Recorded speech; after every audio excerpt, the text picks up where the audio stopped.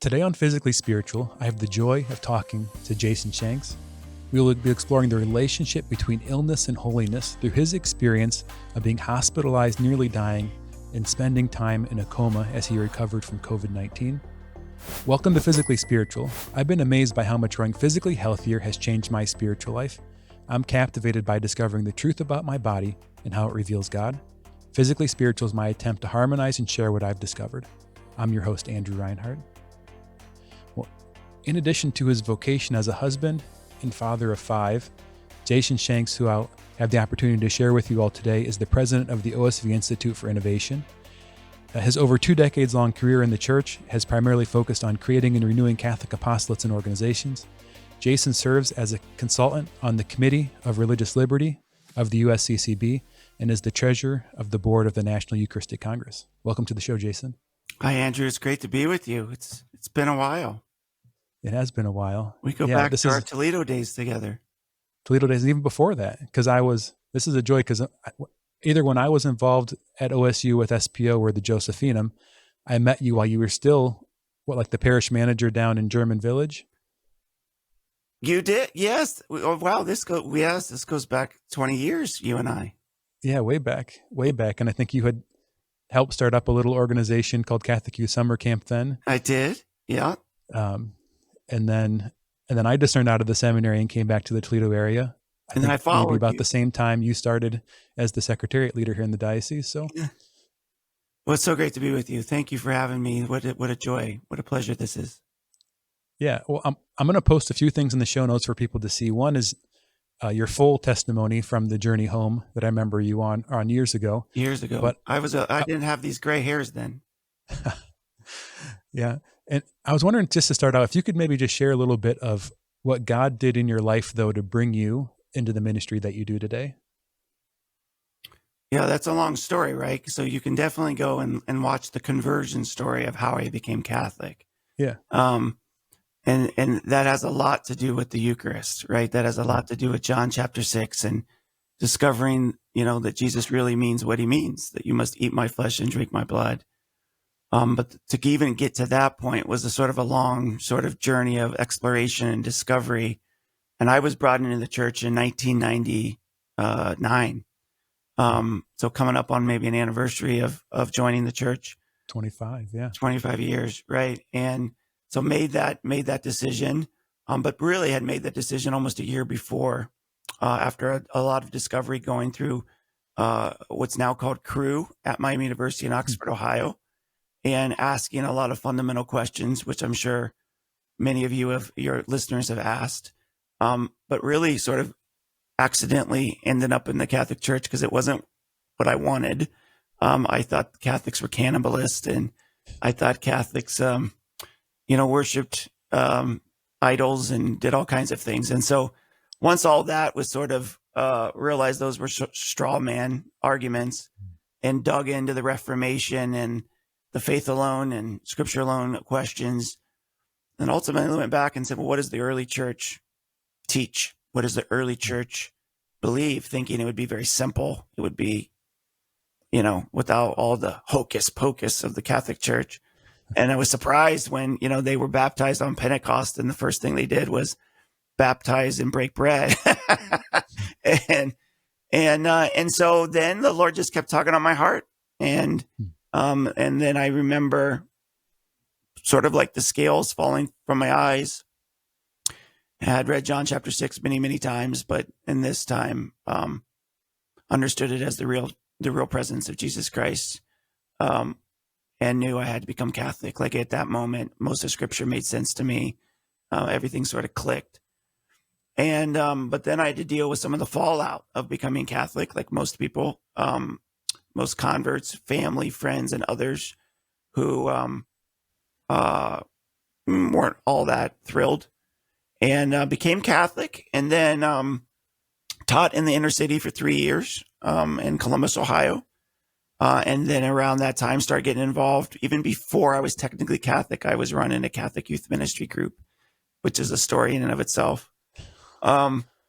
And as I was doing that is when we started Catholic Youth Summer Camp. So my background was based off camps in the Ozark Mountains in and did Protestant camps and wanted a Catholic version of it. I saw a lot of Catholics going to the Protestant versions. And so we started Catholic Youth Summer Camp now, 25 years ago.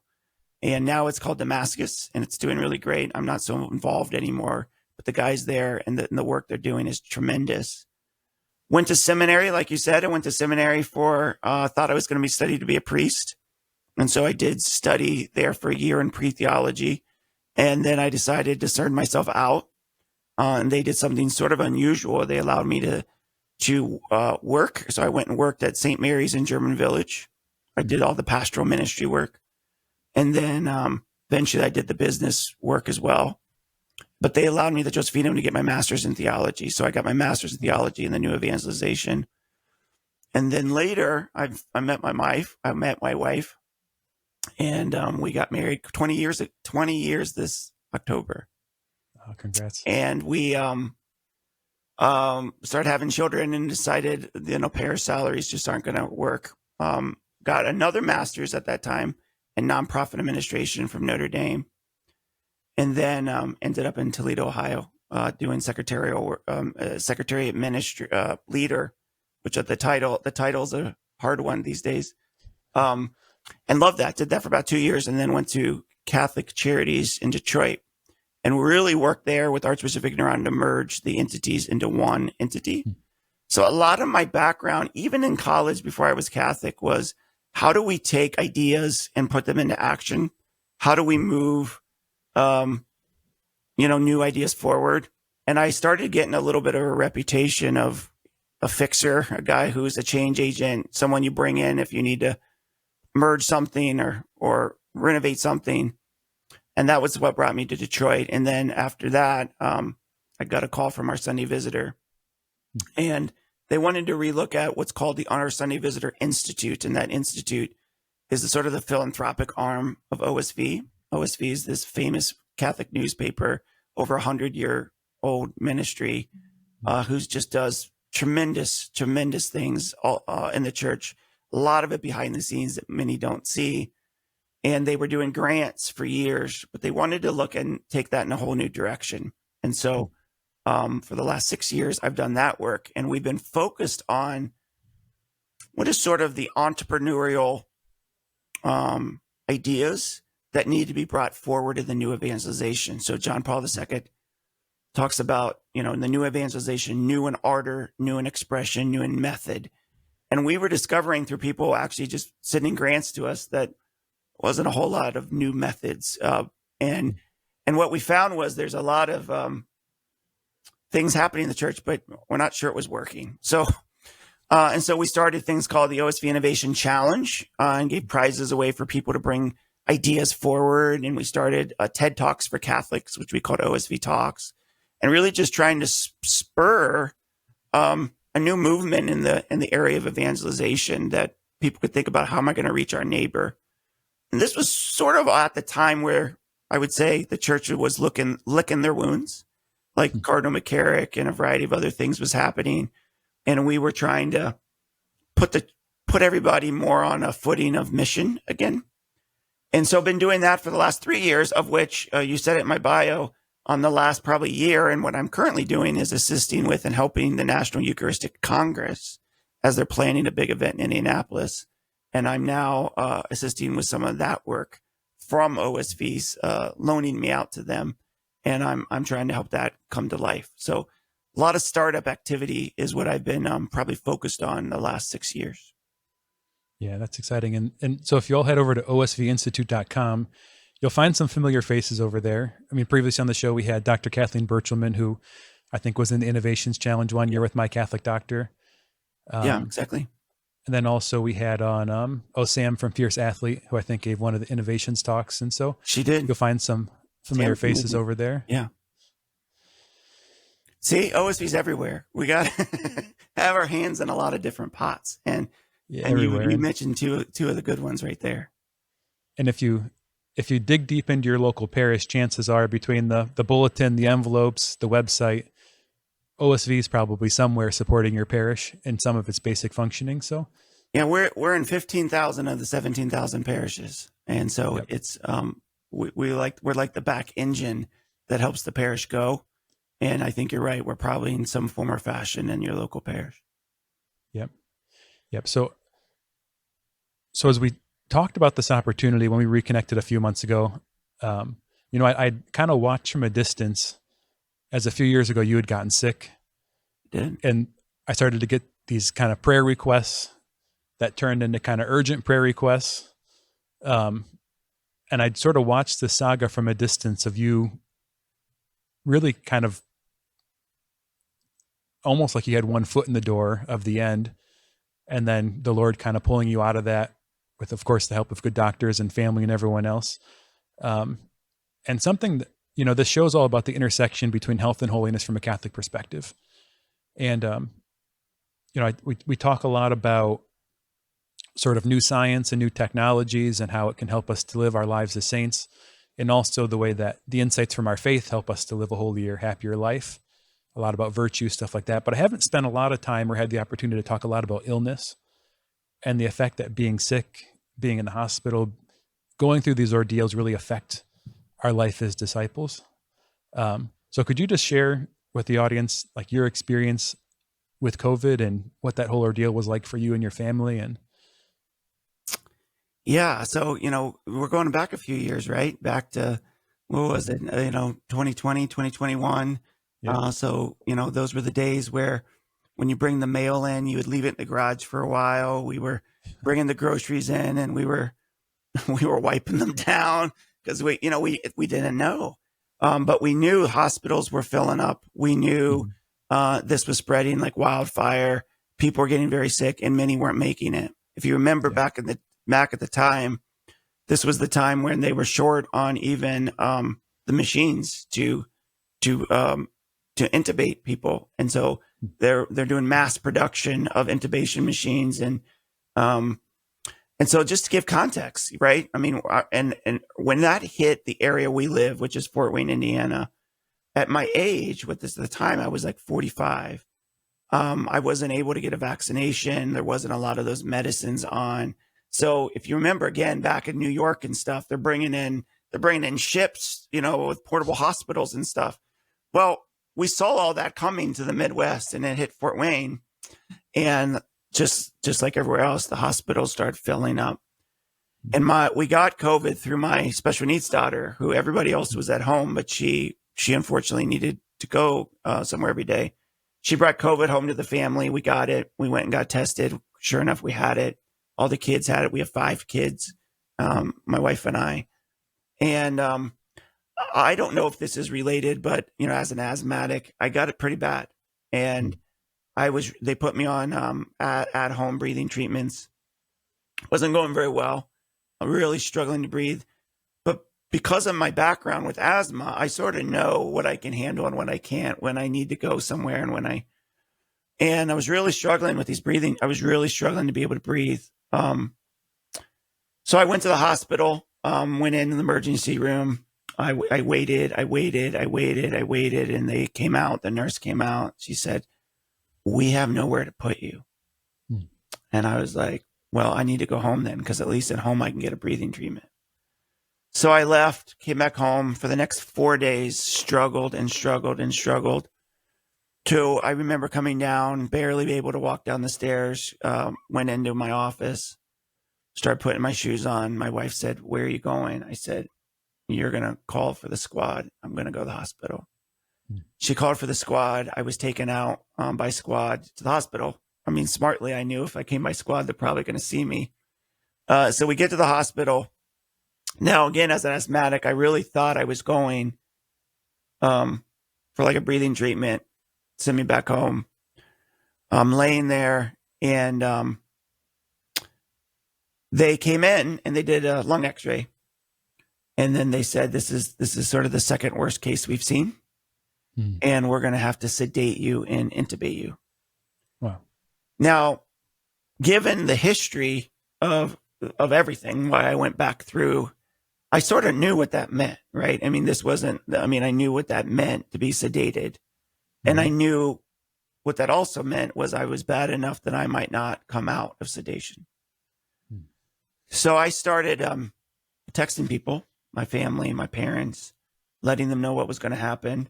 I called my wife and darn it, Andrew, instead of saying I love you, I said stuff like, this is where the checkbook is located. This is where our life insurance is. This is who you're going to need to call, right? Because at 45, I hadn't had these conversations about all of that. And I was handling a lot of the logistical financial elements. And it was dawning on me that she doesn't know how any of that gets done. Wow. And so that's what I'm going over with her as I'm laying there sick, getting ready. I also said, I need a priest. I want to be anointed. And so a friend of mine from the Josephinum, believe it or not, who's here in Indiana, he immediately got in his car, and it took him 25 minutes, but he was on his way to anoint me. And my wife said something when this was all going on. I'll never forget. She said, Jason, I need you to write a text message to each one of our children and say goodbye. Because if you don't make it, I want them someday to be able to read these notes. Wow. So I don't know if you've ever had 15 minutes, Andrew, to say goodbye to everybody you love. That's pretty much what I have now. And with 5 kids, I'm looking forward at, my daughter someday, if I'm not there, reading this message on her wedding day. Or, my son, who at the time didn't know how to throw a baseball, this message took on a huge amount of weight. As well as I'm looking back and say, gosh, I wish I would have taught them this, or I wish I would have told them this. And now I got one text message text message to say it. So I spent about 15 minutes, 20 minutes writing to each one of them. And I guess I would stop there a second and just encourage everybody. If I give you your phone today and said, I want, you've got 10 minutes to say goodbye to everybody you love, what do you say? It's an exercise that's transformative for me, especially making it through. But man, that was hard. And I also think one of the things we have to think about during this whole story, as you talk about people with illness, is illness rarely just affects the person. The caregivers and the families and the people involved. And this was just the beginning of that journey for them. So the priest comes in, he anoints me. He was very emotional. And the reason he was emotional is because they took him aside and said, Father, our next call to you will likely be of his death. That's how bad of a case I had. Now, again, I was sedated. I thought, okay, maybe a 2-day, 3-day thing. I was sedated for 2 weeks, and then they woke me up for 3 days. And in that 3 days, they wake you up to see if you have brain functioning. In that 3 days, I got sepsis and I got pneumonia. They said he's worse now than when he came in. They put me back under, and I was under again for another 3 to 4 weeks. In total, I was sedated for 6 weeks for 45 days. Wow. In context, I've heard a lot of commercials or people who say I'm sedated for a long time, and it's like 3 weeks. I'm like, gosh, that's only half. Like, this was pretty long. Yeah. And what was happening in that time frame was now my organs were starting to shut down. So my kidneys completely stopped functioning. I was on 24-hour dialysis. They were starting to have conversations about putting me on an ECMO machine, which is the heart. And I still wasn't over COVID during all this. So there was no family visits. No one could come in. I'm completely isolated in that regard, of course, with the nurses and the doctors and the people. I had this wonderful doctor, though. He was a parishioner at where we went to church. And he was a Catholic doctor. And he tells the story afterwards. He would go at my room at night as I'm laying there sedated, and he would put Lord's water on my forehead, and he would pray. And he would say that when he was in there praying, when the nurses and doctors would walk by my room, they knew he wasn't in there as a doctor that night. He was in there as a friend. This just highlight, I think, just these amazing, heroic doctors and nurses, Catholic or not, who became friends, who became family, who were prayed with, who counseled when I was getting better. Just real heroes for me. And he was one of them that who did that. My wife said when all this was going on, she said, COVID protocols should no longer apply. End of life protocols should now apply, meaning you've got to get me in to see him. I don't want him to die alone. Yeah. And we have this beautiful picture of her in there giving me a kiss. While I'm sedated, they sort of snuck her in. At this moment, things were so severe that it looked like I was likely not going to make it. That my wife said someone gave her a St. Jude relic, and she sent the St. Jude relic in, and they pasted it. They taped it, literally taped the relic to me. And a St. Jude novena then began, and it went all over. People prayed all over the world. I mean, the pictures afterwards, when I did wake up, they showed me pictures of Zoom calls and emails and messages. There was a few people on there that I said, they're doing a rosary. They're not even Catholic. And I said to them when I woke up, I said, had I known, I would have told you to keep me under longer. Those people would convert some people or something. But it was amazing. And every day of that novena, I got better and better and better and better. To the last day of the novena, they trached me, put a trach in, so I could breathe better. They woke me up. I woke up the last day of the novena. And even during that period of the novena, the doctor said, we knew at some point miraculously you were going to wake up. I mean, you were going to live, but we didn't know what kind of condition you would be in. We didn't know if you'd have brain functioning. We didn't know if you'd ever walk again. We didn't know what state you would be in. And so even today, when you talk to doctors, they're like, well, I mean, I asked them, was this a miracle or not? They said, well, you living is probably a miracle, but they said for them, one of the miracles is that I'm able to even function and do the things that I'm doing. Now, I want to just go and tell you that during that time of that 45-day sedation, which we can dive into a little bit more later, but I was not just laying there, I was dreaming. And so I had what's called ICU delirium. And for those days, which lasted a lot longer than 45 days, I was having very vivid dreams, some good and some horrific. And I thought they were real. And so one example, in my dream state, I watched my father die and was at his funeral, and he had died. But then the way they woke me up, you sort of wake up gradually. The real world and the dream world sort of become one, and I didn't realize I was waking up. So when they woke me up, I couldn't figure out what was real. I had no understanding of what was real and what was not real. And I remember my wife saying, your mom would like to talk to you. And so, of course, COVID, you got to go on the iPad and the FaceTime or whatever. And my dad was sitting there. And I remember closing it, and I couldn't talk. So I'm writing a little note. How is this possible? I watched him die. Wow. And it was there I was starting to realize something's amiss, because the experiences I had were traumatic. I mean, he died a very violent death, and I witnessed it. And so I had this trauma, real trauma, as I've come to learn, that wasn't real. But I experienced it. So I had a sort of a PTSD. When I woke up, I'd see things in the room that weren't there. So I just want to paint the picture that when I finally woke up, while everybody was excited and rejoicing and whatnot, I couldn't move. So anytime during that 45 days, they pronated me, which means I was on my stomach for 18 hours a day, with a tube. You can actually still see a scar from the tube. And anytime they moved my limbs, because I've asked them, why didn't you move anything? My blood oxygen would drop so much that they basically said, let's try to save organs and save his life and not worry about the limbs. So when I woke up, I couldn't move my arms. I couldn't move my limbs. I couldn't roll over. I couldn't use my tongue.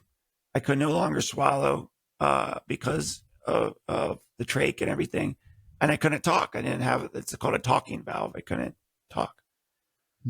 So for the first time, Andrew, in my life, I am completely immobile, completely quiet, and mentally, I can't figure out, am I in a dream? Is this real? Is that real? So it was just me and the Lord. I was put in a state for the first time where it was just me and the Lord. I've come to realize that, believe it or not, I've come to realize that I can relate to the Eucharist. I'm sort of in the sense that, Jesus emptied himself so much. Of course, he became man. Then he was on a cross. Then he's stripped naked. And then even from going to be stripped naked, he lowers himself even further to become the food we eat. And he's in a tabernacle around the world, immobile, quiet, sometimes lonely, waiting for us. And I thought, man, I am been through a cross of suffering. I'm literally, as they clean me, and being stripped, which was humiliating. And because I couldn't talk and it was like, I feel like I understand what I would call the Eucharistic life in a movement that I think is occurring in this country. I feel like I understand more what it means to sort of be food for others, or to, be the grinding of the wheat in a certain sense. And this experience was a very spiritual experience for me. But I laid there, and now I've got to figure out, how do I get home? How do I get up? How do I get, my wife, as I'm waking up, she comes over, she's looking down in the bed, and she says, "You can never be mad at me because I saved your life 4 times." And she did. I mean, and so this story of my journey is even more powerfully told from her end of the care she gave to our kids, the advocacy she had to do on my behalf, all the decisions she had to make, and the rallying of prayers. There's a story in Scripture. I mean, I think this is appropriate for your show. I've been relating a lot to the paralytics in the Bible. And there's 2 of them that I relate to, I think, quite a bit. And one of them is the paralytic lowered through the roof. And when I read that story, the scene for me becomes Jesus and the paralytic.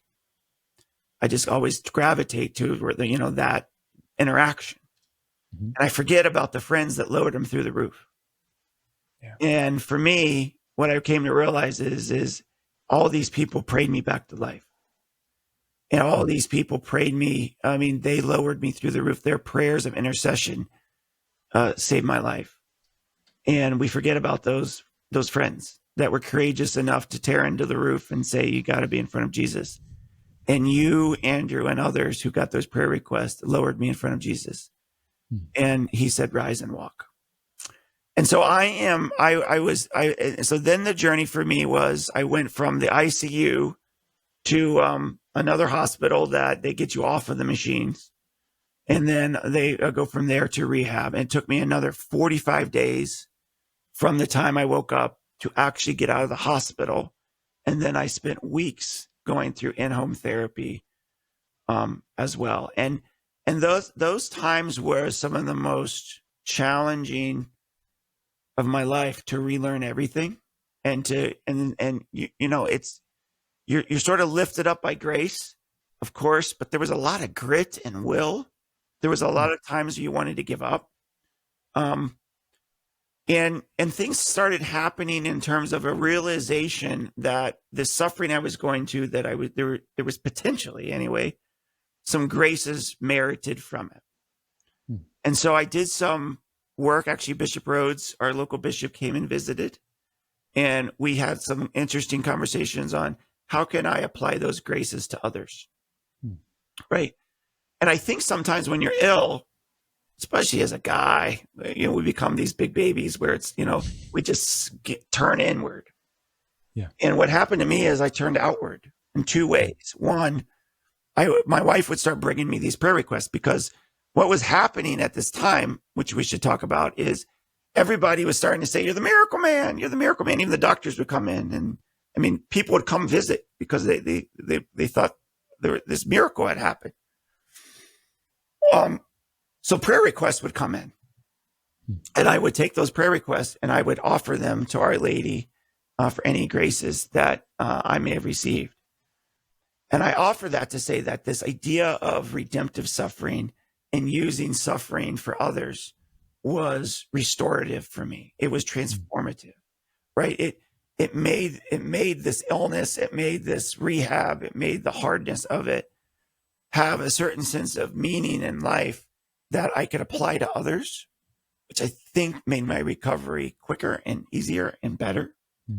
And the other thing that happened is the nurses and the doctors would come in and they would tell me their life stories about their faith.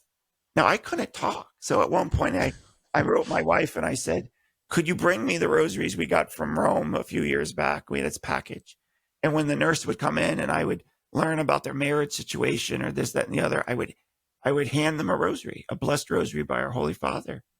Again, it was a way for me to get outside of myself and to evangelize and to give the best I could, which helped, I think, in my healing process versus just sort of stewing in the pity of the whole thing.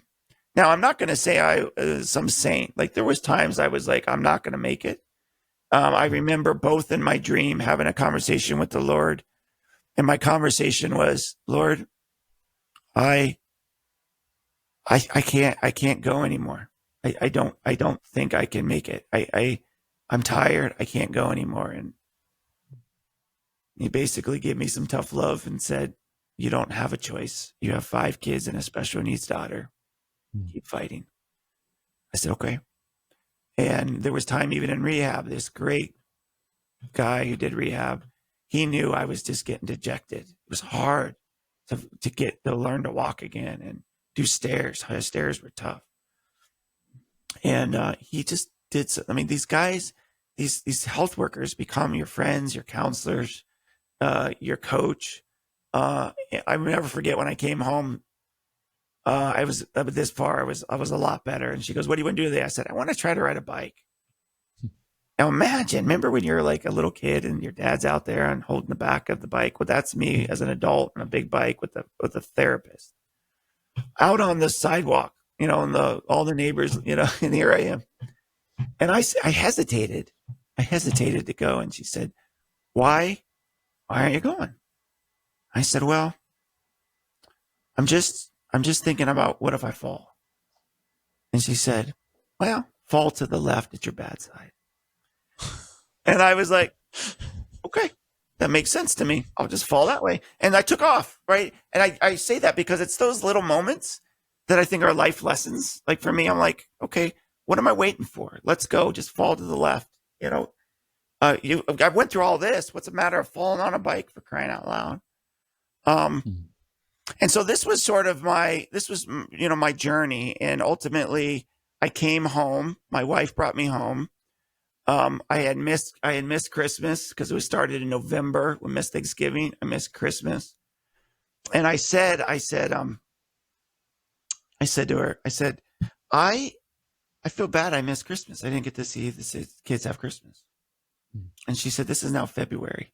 She said, you didn't miss Christmas. I said, yeah, I did. She said, no, tree's still up. We left the presents. So we went home. We had Christmas. 2 days later, we had Valentine's Day. And then 3 days later, we had Ash Wednesday. Tell that to the liturgical people. And what they got me for Christmas was, I don't know if you can see it on the camera. Yeah. At St. Jude. And so what they gave me for Christmas when I came home from the hospital was this beautiful piece of art of St. Jude, who we now have a devotion to, of obviously impossible causes. And I've had to deal with afterwards. I've had to deal with, survivor's guilt. Yeah. I've had to deal with PTSD. I've had to deal with the wounds and the trauma of everything. And I've also got to come to reflect of some of the gifts of it all, of the things that it's transformed my life. It freed me, because everything I do now, I wasn't supposed to be here for. I have a special needs daughter who has cerebral palsy and autism. She's nonverbal, 15. has a walker. First time in my life, I'm able to relate to her, given what I went through. And so all these blessings, but there was definitely still mentally and other things, a lot of challenges we had to work through, including my wife, who thought she was going to lose her husband 5 times. And so we've been working over the last year last few years with those wounds and recovery, spiritually and otherwise there too. Yeah. Thanks for sharing all that. The first thing that strikes me is that, like, the frailty of life, like you're a capable guy. You're big, you're strong, you're smart, like people see you and they see, a strength. But to see how quickly all that can be taken away. And then the reality of our dependency. But it just strikes me that, like, going through that experience, it's really a lesson in reality, right? Like, I live with the illusion that I can lift my arm on my own, but the reality is, like, I don't exist without God. So reality for the human is utter dependence. And we go around with the illusion of independence and strength and self-sufficiency. But that's not reality. And so one, it just strikes me of how you got a window into reality there, as it was taken away. That, there was a verse in scripture that kept running through my mind when this was going, and it's, my grace is sufficient for you. And I think, to your point, all of this is gift. All of this is grace. And when you go through something like this, you see a lot of the things that are just not important, a lot of pettiness and a lot of other silly things. And this is why, even in every Catholic retreat, there's a focus on the 4 last things, right? Like there's a purpose for that. It informs your life. And to your point, it certainly did for me. I mean, I got a dose of that reality, but a dose of the other and absolute dependence that we have on the Lord. And that all of this, the walking, the breath, I mean, just the nature of our breath, what a gift that is. And I think it's a shame that it takes something like this, that for us to get it, to understand that. And for me, it was literally like, I always like doing things my way. There's a certain sense of self-sufficiency, a certain sense of independence. And this was the Lord completely taking me to a place of utter and absolute dependence on Him and others, right? It's transformed our marriage. Our marriage is completely different, in a great way because of it. And so so I agree with you. I mean, this is what illness does. I mean, what does C.S. Lewis say, right? Pain is a megaphone to arouse a deaf world, in a certain sense, right? And so there's this element that these things can happen to sort of arouse us out of this idea that it's just us. Yeah. The other thing that struck me right at the beginning was clarity. Like the clarity of having to write those text messages, the conversation with your wife, everything kind of coming. It's like you had to put a punctuation at a sentence that wasn't done being written. But then, like, so much of your work throughout your career and what you do is all about clarity, right? Like helping organizations reach clarity, find their purpose, have a vision. So what you're doing from the challenge, and it seemed like there's a kind of a fittingness to this of, like, okay, Jason, like, you're out there helping people find clarity and vision, and God really sort of brought it home for you in that moment of, like, do you have clarity in your personal life, in your heart, in the deepest core of yourself? I agree. And I think more than that, I would admit to you and the audience that I'm not sure that I always understood my vocation to marriage and my kids as primary. I do think, E.M. Bounds, as a Protestant author, says a lot. It's easier to me to talk to others about God than to talk to God about others. And I think, to your point, I've done so many different things in the ministerial world and to help different apostolates and groups. And this was a clarifying moment to say, I am being brought back here for my kids and wife, right? That's the focus and the priority. Not that I'm not going to continue to do my job and do things for others, but it was clarifying, right? And this is my role. I'm a dad and I'm a husband first. And nothing clarifies that quicker than having to get out your text message and say goodbye. And to really think about, oh man, I wish I would have said this or done that or taught this. So I would say through the whole experience, it was a lesson for me on what is important. And because I especially think in the areas of church, right, where you're serving the Lord, so everything has you feel like there's a certain weight or urgency to it, but it should not be in the way of your vocation to your marriage and your family. And so it was clarifying for me. It clarifies what's important in life. And I say that as a man that I think intellectually knew all of that. I was teaching marriage courses and this, that, and the other. But there's a difference with, heart knowledge and head knowledge sometimes. And I think this is definitely something that can wake you up. Yeah. The more I read the Gospels, the more I realize that Jesus wasn't in a hurry, and that there's no correlation between getting things done and spreading the gospel. You could be the person in the room that gets the most done, but does the least to spread the gospel pretty easily. Yeah. Well, yeah. I mean, he could have had, major events like, but he had 12 people, right? He built into them, right? And so, yeah, I think there's a lot of truth to that, right? With that said, I'm a guy who likes a little urgency and a little pep in our step to get some stuff done. And so that's what made this so like, you can't do anything, right? And you're completely out of commission for months. And so that was humbling. And even now that I'm sort of back at it, helping on different things, it's a constant reminder of trust in the Lord, dependency on him. This is his work and not my work. Just be a beloved son of the Father, and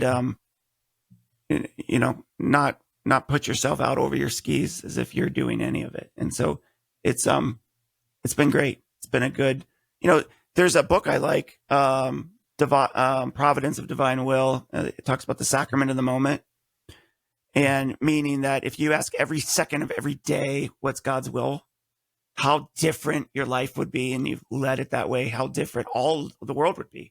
All of us were saying in every moment of the day. And I think for me, that's what this taught me in a particular way. So I mentioned that I was confused and couldn't figure out what was real and not real. And what brought me out of that was this realization that in this world is the ordinary. In this world, you actually wash dishes, and you actually go to the bathroom, and you actually fold laundry. In the dream world I was in, it was all like a sitcom or another scene, all extraordinary things, but nothing ordinary in it. Yeah. And I thought that seems very weird. And I said, this must be the real world. And so I've come to understand that idea through this of the sacrament of the moment and the understanding of the beauty of the ordinary. And I think that's also to your point about the gospel of, Jesus at home, Jesus with Mary and Joseph, Jesus with the apostles, having conversations and having dinner. And so I think even in the work of ministry, we think of these extraordinary type things. But I came to stop and learn of the ordinary everyday stuff that matters a ton. And it's what grounds us in reality. And there's a certain sense of just beauty of it. Yeah. As you talk that, I have some Dominican theology running through my head of like the effect of the grace of justification being that every act, no matter how small, has a sanctifying quality, has a sanctifying grace to everything done after baptism in the state of grace. As you talk to, like, there's like in this, or there's really like a master class in Catholic anthropology. You have like the integration of faith and reason. It's like you had the best care from these doctors mixed with this high level of like spiritual intercession happening. Yeah. Right. And probably if either were removed, you probably wouldn't have made it. Correct. Like both were necessary, but not sufficient. Which I think like reflects God's typical functioning in the created world. And additionally, we have like the communion of saints, you have intercession, you have instrumentality, you have the devotions that are happening, the sacramentality that's happening. You know, like all of these dynamics are at play in your story. And I'm pondering that. I'm just thinking like for you personally, like God never misses a good advantage to take advantage of a situation.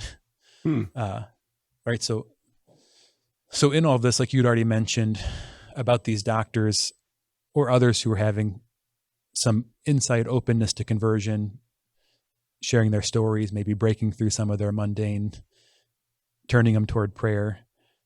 But I'm curious, like, yes, God saved your life. But I'm sure he used that as an opportunity to do something deeper in you. And as you've had time to like reflect and pray and discern, like, what do you think the Holy Spirit was doing like deep in you through this experience? I definitely think it was more interior and then exterior, meaning I do know, frankly, reading stories and different people that my making it had some impact. And I struggled with that actually. I remember running across I was showing up at a church and someone started running across a parking lot who I've never met before and gave me a big hug and said, I've never stood next to a miracle before. And that was hard for me. That, believe it or not, was not like harder than you think. People were saying things like, you're like Lazarus or something. I'm like, nope, Lazarus was actually dead. And so some of that survivor guilt stuff, I think, was hard for me because I saw people, at least I think I saw people who did not make it. And I know even family members who did not make it. So I would obviously go and tell people this was of the Lord. I did really nothing, but praise God for him, right? There was nothing. So I struggle with that. But interiorly, I think it's transformed my life. Like, and I think I am just now unpacking for me what this means. And I think there's a sense for me spiritually that I'm just starting to understand the self-emptying nature of Christ in the Eucharist. That I think as we think about Eucharistic revival in the church, I think that the God is trying to point us to something deeper there. And it's having an impact, I think, on me interiorly in my interior life. As well as, I feel like a guy once you are laying in a bed,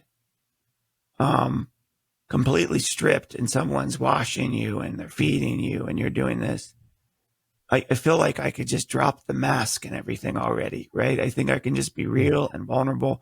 But I think what that means is to be real and vulnerable with myself on wounds and traumas of the past and what that healing process looks like.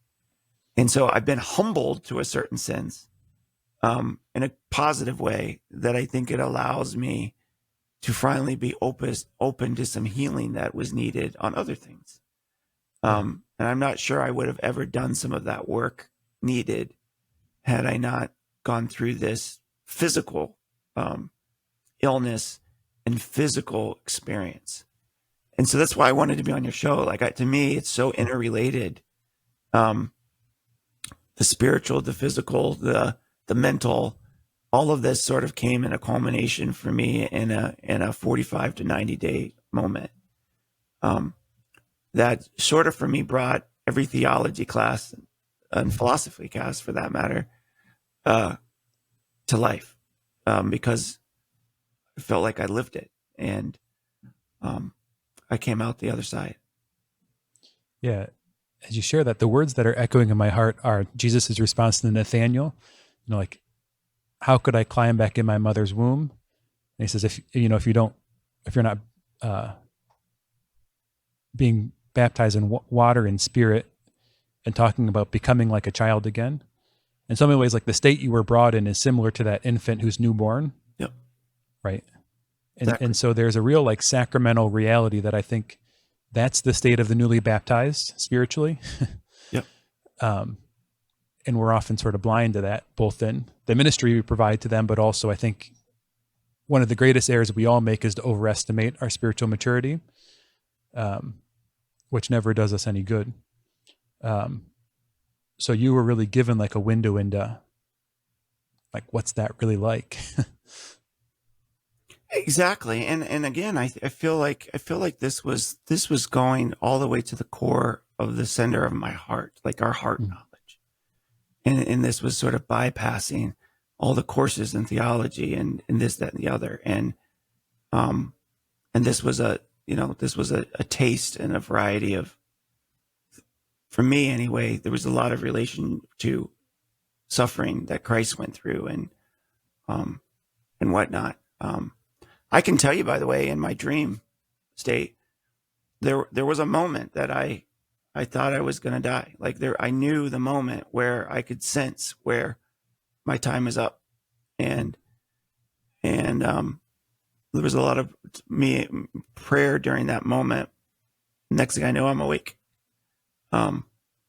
I think my guardian angel was in there in my dream state and stuff. So it was a really strange, weird time for me. And I didn't know I was sedated for that long.